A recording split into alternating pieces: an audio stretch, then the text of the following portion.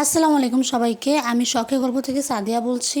আজকে আমি বানিয়ে নেব ভেজিটেবল চিকেন সালাদ। এই চিকেন সালাডটি বানানোর জন্য আমরা নিয়ে নিব মাংস, তারপর দিয়ে দেব গোলমরিচ, দিয়ে দিলাম রসুন গুঁড়া, তারপর দিয়ে দেব আদা গুঁড়া। তারপর আমরা অল্প পরিমাণে লবণ আর পানি দিয়ে এটিকে ভালো করে সিদ্ধ করে নিব। মাংসটি সিদ্ধ হতে হতে আমরা চিলি অয়েল সসটি বানিয়ে নিব। চিলি অয়েল সসটি বানিয়ে নেওয়ার জন্য আমরা প্রথমে পরিমাণ মতো তেল গরমে দিয়ে দিব, তারপর দিয়ে দিব সাদা তিল আর চিলি ফ্লেক্স।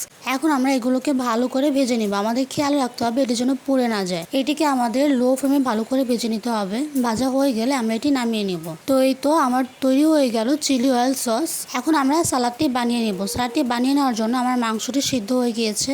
মাংসটি আমরা রাস করে ছাড়িয়ে নিব ঠিক এইভাবে। তো আমার মাংসগুলো রাস করে ছাড়ানো হয়ে গিয়েছে। এখন আমরা সবজিগুলো কেটে নিব। আমি এখানে শসা, গাজর আর টমেটো নিয়ে নিয়েছি। আমরা প্রথমে শসাগুলোকে কুচি কুচি করে ঠিক এইভাবে কেটে নিব।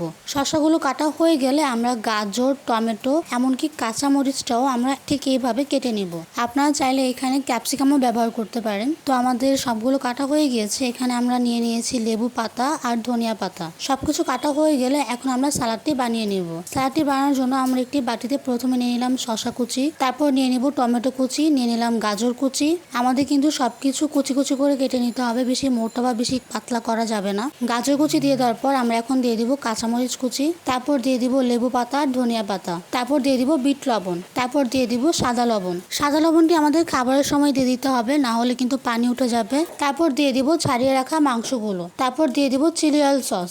চিলি অয়েল সসটি দিয়ে দেওয়ার পর এখন আমরা এটিকে ভালো করে মেখে নিব। আমাদের এটি ভালো করে মেখে নিতে হবে। তো এই তো আমাদের তৈরি হয়ে গেল vegetable chicken salad with chilli sauce. আপনারা সবাই এটি অবশ্যই ট্রাই করবেন। আশা করি আপনাদের এটি ভালো লাগবে। আর ভিডিওটি ভালো লাগলে লাইক, শেয়ার, সাবস্ক্রাইব করবেন আর আমাদের পাশে থাকবেন। আল্লাহ হাফেজ সবাইকে।